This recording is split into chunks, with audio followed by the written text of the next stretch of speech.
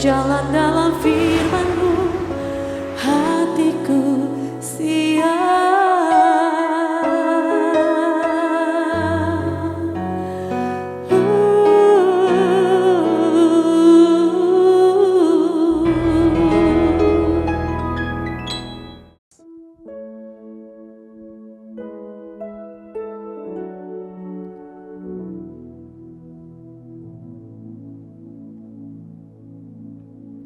Salam, God lover yang dikasihi oleh Tuhan Yesus. Bagaimana keadaan saudara-saudara semua? Saya berdoa semuanya dalam keadaan sehat dan diberkati Tuhan. Setelah sepanjang hari ini kita melakukan semua aktivitas kita butuh istirahat. Tapi sebelum kita beristirahat, mari kita hampiri tata kasih karunia Tuhan, membawa semua beban hidup kita, supaya kita mengalami kelegaan damai sejahtera, menikmati istirahat kita semua. Tuhan Yesus sudah berkata kepada kita, marilah kepadaku semua yang letih lesu dan berbeban berat, aku akan memberikan kelegaan kepadamu. Percaya, ketika kita datang kepada Dia, Tuhan yang akan memberi kita kelegaan damai sejahtera. Mari kita bersatu dalam doa. Bapa di surga, kami bersyukur karena ketika kami menghampiri tata kasih karunia-Mu, Tuhan tidak pernah menolak kami, Tuhan tidak pernah mengabaikan kami. Bahkan ketika kami juga membawa beban berat kami, Tuhan bahkan berkata, aku akan memberikan kelegaan kepadamu. Kami sangat percaya Tuhan, ketika kami menikmati hadirat Tuhan, ketika kami menaikkan pujian penyembahan kami saat ini, maka kelegaan damai sejahtera, sukacita yang dari Tuhan boleh memenuhi hati kami, sehingga kami semua boleh beristirahat malam hari ini. Tuhan menolong setiap permasalahan kami. Harapan dan pertolongan itu menjadi sebuah kepastian yang akan kami nikmati. Terpuji nama-Mu Bapa, dalam nama Tuhan Yesus kami berdoa. Amin. Terima kasih Tuhan. Malam hari ini kami datang ke hadirat-Mu. Kami mengucap syukur atas segala penyertaan-Mu. Apapun Tuhan masalah yang kami hadapi, kami percaya Tuhan memegangi hidup kami. Yesus, pegang erat tanganku, ku tak dapat hidup di luar kasih-Mu. Bapa, jangan tinggalkan aku, Engkau alasan selama ku hidup.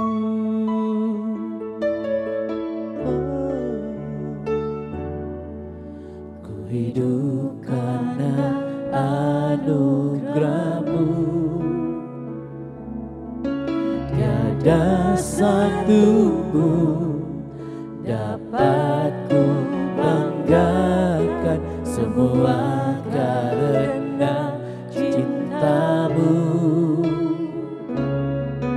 Ini hidupku, pimpin jalanku, kasih-Mu mengubah hidupku. Kau memilihku, selamatkan hidupku, semua karena cinta-Mu. Ini hidup kami Tuhan, ini hidupku, pimpin jalan. Katakan Yesus, Yesus, pegang erat tanganku, ku tak dapat hidup di luar kasih-Mu. Bapa, jangan tinggalkan aku, Engkau alasan selamaku. Yesus,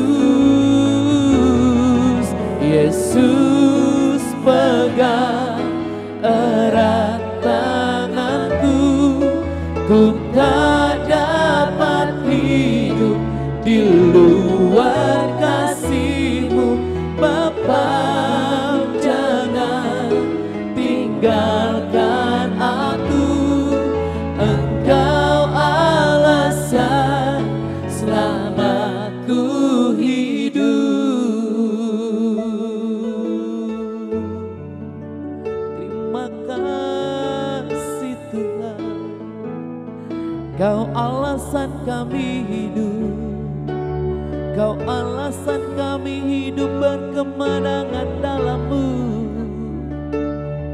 Kau layak diagungkan, Kau layak ditinggikan. Glory bagi-Mu,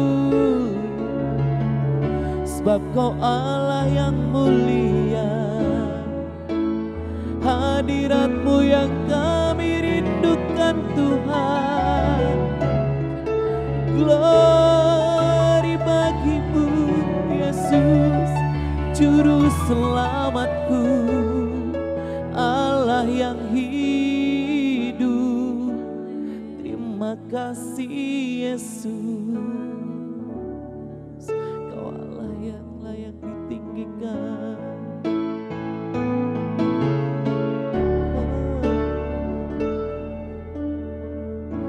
Segala yang terjadi untuk membawa kami lebih mendekat-Mu. Selalu segala yang terjadi biar membuat kami mengingat akan-Mu. Segala yang terjadi untuk membawa kami lebih mendekat-Mu. Selalu segala yang terjadi biar membuat kami mengingat akan-Mu.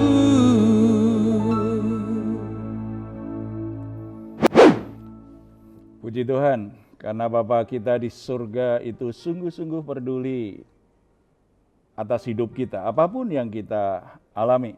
Saudara-saudara, ada seorang perempuan yang bertanya bahwa dia saat ini sedang menjalin sebuah hubungan dengan seorang pria yang sudah menikah. Perempuan ini masih lajang. Dia menuliskan bahwa sebenarnya ada perasaan bersalah, tetapi dia menjalin hubungan itu karena dia merasa kesepian. Dia butuh seseorang yang bisa memahami dia. Butuh sentuhan kasih sayang dari seorang laki-laki yang tidak dia dapatkan. Bahkan dari kecil dia juga sudah ditinggalkan oleh ayahnya. Sehingga ketika ada seorang laki-laki walaupun sudah punya istri mendekati dia, maka hubungan itu pun akhirnya berlangsung. Walaupun ada perasaan bersalah, ada penyesalan, tetapi dia mengalami kesulitan karena di sisi yang lain dia merasa dia disayang. Dia mendapatkan kehangatan kasih sayang dan dia merasa tidak kesepian lagi dalam proses itu. Walaupun dia sadar tidak punya masa depan terhadap hubungan tersebut. Saudara-saudara, kasus-kasus seperti ini memang kita banyak temukan. Bagaimana anak-anak muda yang masih lajang, yang belum menikah, menjadi pribadi-pribadi yang haus akan kasih sayang, merasa sendiri, merasa kesepian. Dan salah satu yang banyak menjatuhkan kaum lajang adalah akhirnya membangun hubungan yang tidak benar terhadap orang lain, termasuk yang sudah menikah. Banyak yang akhirnya jatuh dalam dosa seksual karena ingin mengejar cinta kasih, ingin menghilangkan perasaan kesepian yang dialami. Tetapi apapun alasannya, jelas itu sesuatu yang salah dan tidak membuat hidupnya bahagia. Yang ada justru dikejar perasaan bersalah, was-was, dan mungkin akan sangat terluka setelah itu karena tidak ada kepastian dalam hubungan. Kalau toh mungkin bisa berlangsung agak lama, pasti cepat atau lambat itu pasti akan putus. Pria itu akan meninggalkan karena dia harus memilih antara istrinya dan anak-anaknya atau dengan wanita lajang ini. Dan saya ketemu banyak wanita lajang akhirnya justru semakin terluka hatinya. Kalau dia salah lagi mengejar cinta kasih dari sembarang pria, dia akan terluka lagi. Itu tidak menjawab sebuah kebutuhan. Kalau kita baca Kejadian pasal 39 ayat 1 sampai 23, di sana kita bisa membaca bagaimana Yusuf sebagai seorang lajang, anak muda yang belum menikah, lalu dia bekerja di rumah tuannya, yaitu Tuan Potifar, menghadapi pergumulan yang sama karena Yusuf dijual oleh saudara-saudaranya jauh dari ayahnya yang sangat mengasihi dia, jauh dari ibunya yang menyayangi dia. Dari sangat muda sekali ada ketakutan dan bayang-bayang perasaan sepi, perasaan haus kasih, keinginan untuk mendapatkan kenyamanan dalam sebuah relasi, rasa aman dalam sebuah relasi mungkin saja dirasakan oleh Yusuf. Tetapi Yusuf menunjukkan dia adalah seorang lajang yang punya integritas luar biasa. Dia bisa melewati itu semuanya. Dan dari Kejadian pasal 39 ayat 1 sampai 23 itu memperlihatkan cara jelas bagaimana Yusuf ini integritas yang seorang yang integritasnya luar biasa sebagai seorang lajang. Dia digoda oleh istri tuannya sendiri. Kesempatannya ada, peluangnya ada. Tidak ada satu orang pun yang tahu. Kalau tahu pasti takut. Bisa menyembunyikan dari tuannya. Dia bisa saja lakukan perselingkuhan dengan istri tuannya sendiri. Tetapi godaan itu dilakukan berulang-ulang, tidak pernah menggoyahkan hati Yusuf. Karena memang integritasnya luar biasa sekali. Kita bisa belajar dari Yusuf ini. Ya, lalu bagaimana Pak supaya kaum lajang itu bisa punya karakter yang penuh dengan integritas itu Pak? Belajar dari Yusuf. Belajar dari Yusuf ya. Setidaknya ada 3 hal penting yang kita bisa pelajari dari Yusuf. Pertama, Yusuf itu selalu menjaga kesetiaan dan kepercayaan yang diberikan kepadanya. Ini kan orang punya integritas selalu begitu. Setia, ciri yang paling kuat dari orang punya integritas berarti setia, bisa dipercaya. Ayat yang kalau kita baca satu ayat aja ya. Ketika istri Potifar menggoda Yusuf, jawaban Yusuf itu yang luar biasa sekali. Ayat 9 ya.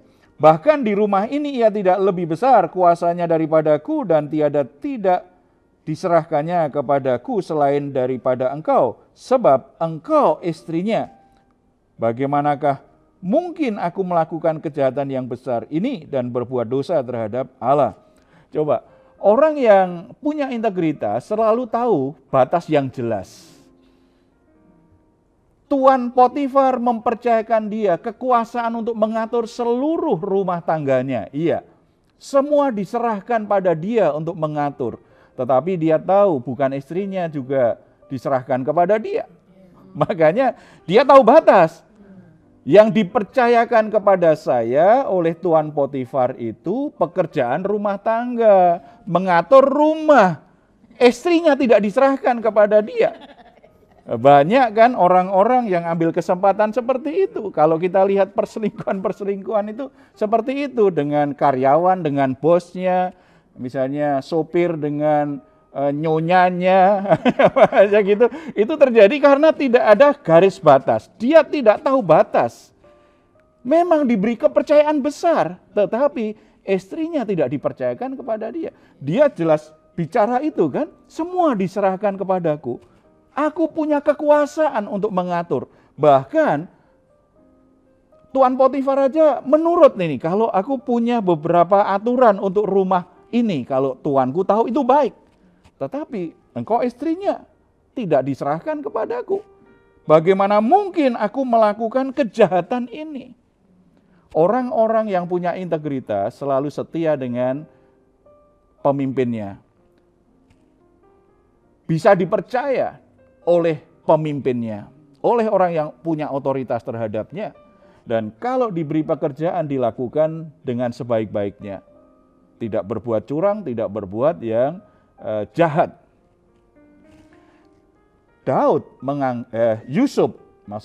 Yusuf menganggap perselingkuhan itu sebuah kejahatan. Ada banyak orang menganggap perselingkuhan sebagai sebuah selingan saja dalam sebuah hubungan. Termasuk, maaf ya, kadang-kadang kaum lajang juga menganggap itu sekedar refreshing saja. Sebuah hubungan yang sekedar hiburan saja, selingan saja. Tetapi Yusuf melihat ini sebuah kejahatan. Karena itu sesuatu yang jahat. Maksudnya jahat dengan orang yang sudah memberi aku kepercayaan. Ini perbuatan jahat terhadap seseorang yang begitu percaya kepadaku, memberi aku kekuasaan, memberi aku tugas yang begitu besar, tanggung jawab yang besar. Kejahatan, sebuah pengkhianatan kan itu. Jadi Yusuf berpegang teguh pada hal ini. Makanya sebagai lajang dia punya integritas. Dia tidak akan mau mengkhianati tuannya. Dia tidak mau berbuat jahat terhadap Tuhan yang sudah mempercayai dia. Banyak orang jatuh dalam dosa karena menganggap pengkhianatan sebagai sebuah hal yang biasa. Perselingkuhan dianggap sebagai sesuatu yang biasa. Melakukan hubungan-hubungan suami istri padahal belum menikah dianggap sesuatu yang biasa.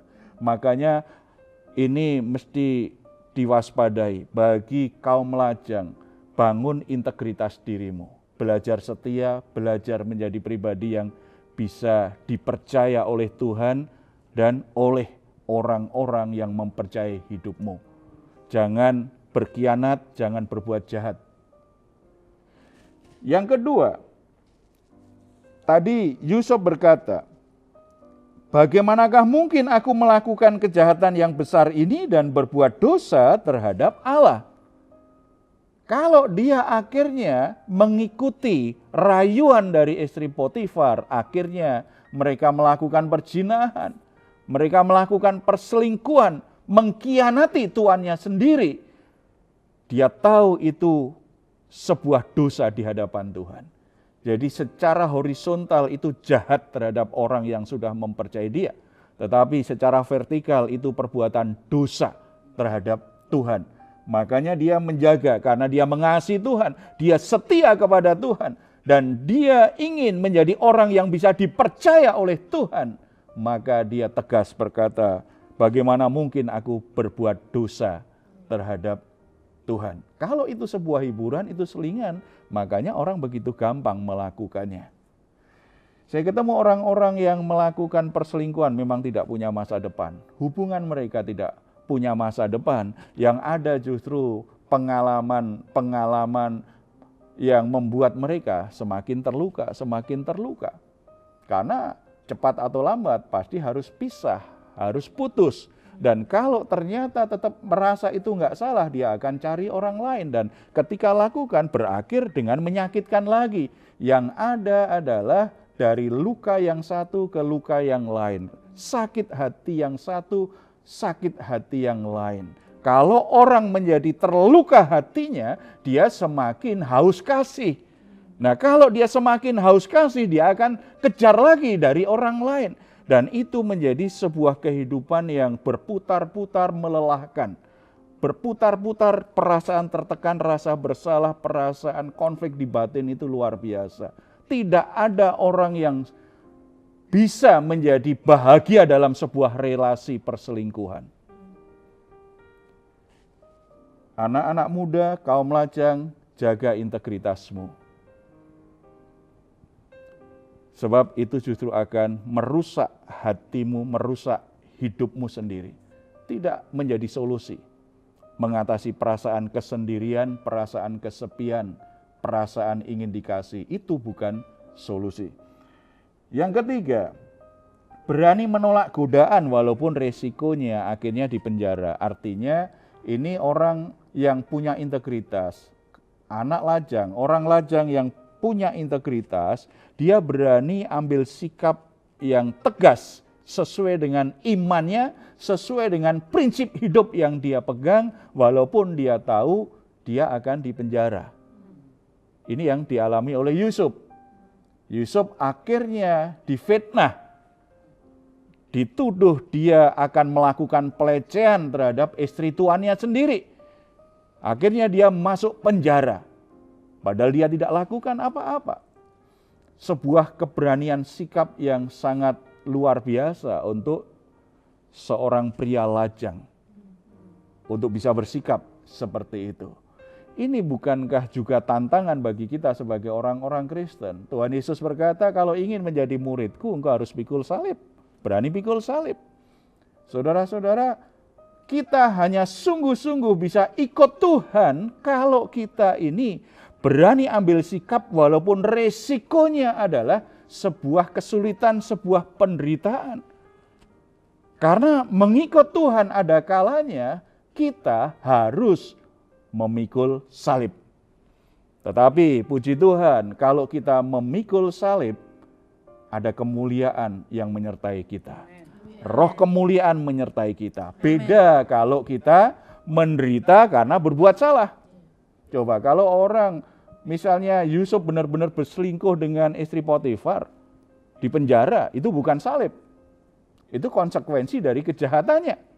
Atau ketika lagi berselingkuh, kemudian digerebek nih sama Hansip, dipermalukan, kan ada beberapa kasus ya, orang yang seperti itu akhirnya dipermalukan di masyarakat, diarak, telanjang, dipermalukan sekali.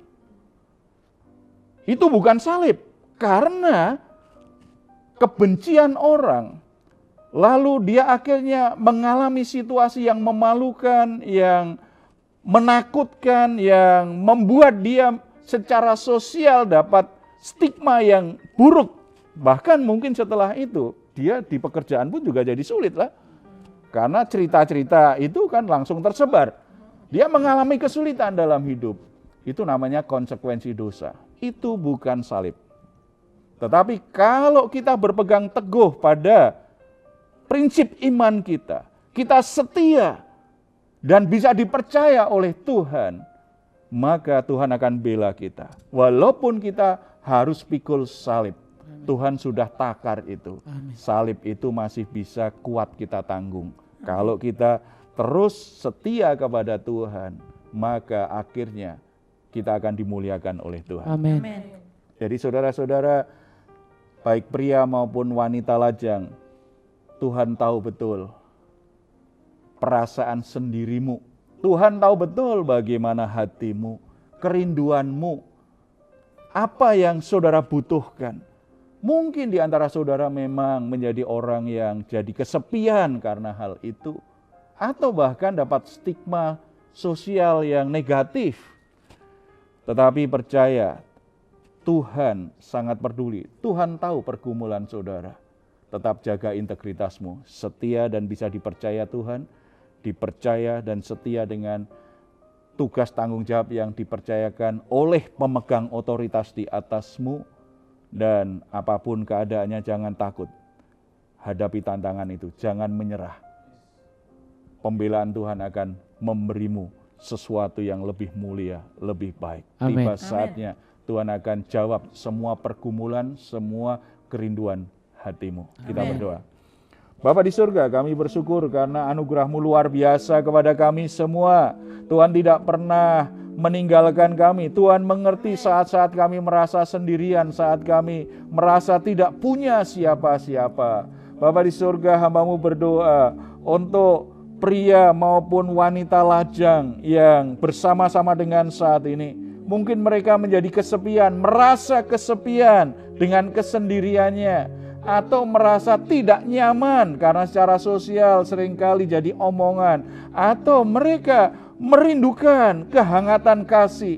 Bapa di surga, kami mohon kiranya Roh-Mu yang menguatkan hatinya, supaya mereka tidak jatuh dalam dosa, supaya mereka tidak mudah tergoda dengan bujuk rayu yang akan menyeret mereka pada hubungan-hubungan yang salah dengan pria-pria yang lain, apalagi yang sudah menikah.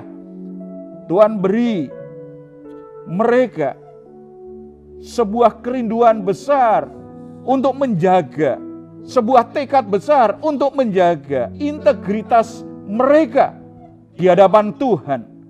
Mereka menjadi orang-orang yang sungguh-sungguh setia, bisa dipercaya oleh Tuhan.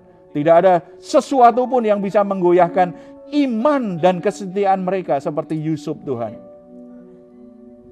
Bapa di surga menolong setiap kaum lajang yang saat ini sedang membangun hubungan-hubungan yang salah dengan pria atau dengan wanita yang sudah menikah, supaya mereka berani membuat keputusan yang tegas, mengakhiri hubungannya, dan mulai menata hidupnya di jalan Tuhan. Perasaan sepi, perasaan kesendirian, biarlah itu boleh mereka temukan di dalam Tuhan Yesus Kristus. Biarlah mereka semua boleh mengalami kehadiran Tuhan setiap hari dalam kesendirian mereka. Karena kami sangat percaya ketika mereka merasakan kehadiran-Mu, mereka tidak akan pernah merasa sendirian lagi. Ketika hatinya dipuaskan dengan kehadiran dan kasih Tuhan yang sempurna, mereka tidak akan mengejar kasih sayang dari orang-orang yang ada di sekitarnya. Bapa di surga, buka jalan kaum lajang untuk bisa menemukan pasangan hidupnya seperti yang Tuhan mau. Buka hati mereka, buka pikiran mereka, dan biarlah ketika mereka membangun hubungan mereka, akhirnya mereka boleh bertemu dengan seseorang yang sudah Tuhan pasangkan kepada mereka. Bapa di surga, kami juga berdoa untuk pasangan-pasangan suami istri agar tetap bisa menjaga kesetiaan satu sama lain. Sebagai istri, sebagai suami, mereka tidak akan mengkhianati pasangannya. Keluarga-keluarga yang sudah terjadi perselingkuhan, baik oleh istri maupun oleh suaminya, Bapa di surga memberikan mereka kekuatan hati untuk berani mengakhiri hubungan-hubungan perselingkuhan mereka. Mereka akhirnya tetap kembali pada pasangan yang Tuhan sudah satukan kepada mereka. Kerusakan-kerusakan hubungan dengan pasangan Tuhan juga tolong supaya oleh karena anugerah Tuhan terjadi pemulihan demi pemulihan dalam relasi-relasi yang rusak di antara pasangan suami istri, Tuhan. Supaya tidak sampai menjadi hancur dan akhirnya mereka berpisah. Tuhan pulihkan keluarga-keluarga, Tuhan pulihkan setiap hati suami maupun istri. Terima kasih Bapak. Bapak di surga, kami juga berdoa untuk hamba-hamba Tuhan, untuk lembaga-lembaga pelayanan, bahkan untuk gereja, supaya bisa menolong kaum lajang maupun pasangan suami istri boleh membangun pernikahan dengan cara yang benar sesuai dengan rancangan Tuhan, dan menolong pasangan-pasangan yang sedang bermasalah, sedang dalam pergumulan, supaya mereka semua boleh mengalami pemulihan. Terima kasih Bapak. Sebelum kami akhiri doa ini, kembali kami serahkan bangsa dan negara kami.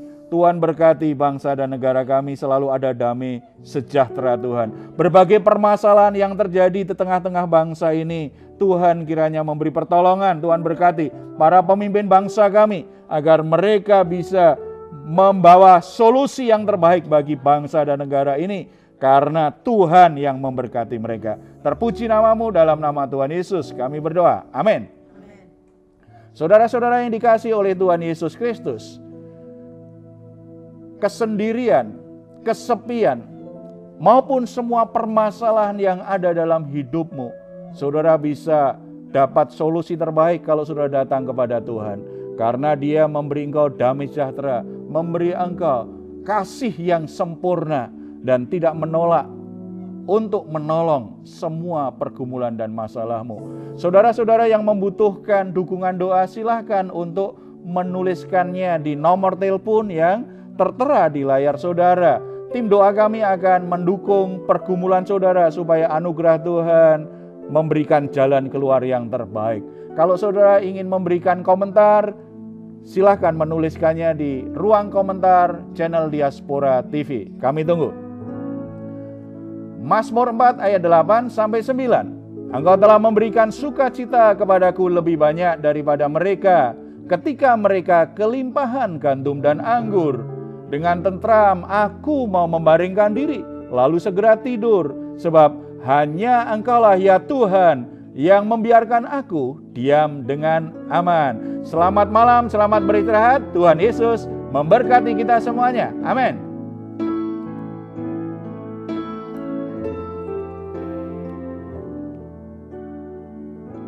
Segala yang terjadi untuk membawa kami lebih mendekatmu. Selalu segala yang terjadi biar membuat kami mengingat akanmu, mengingat akanmu, mengingat akanmu.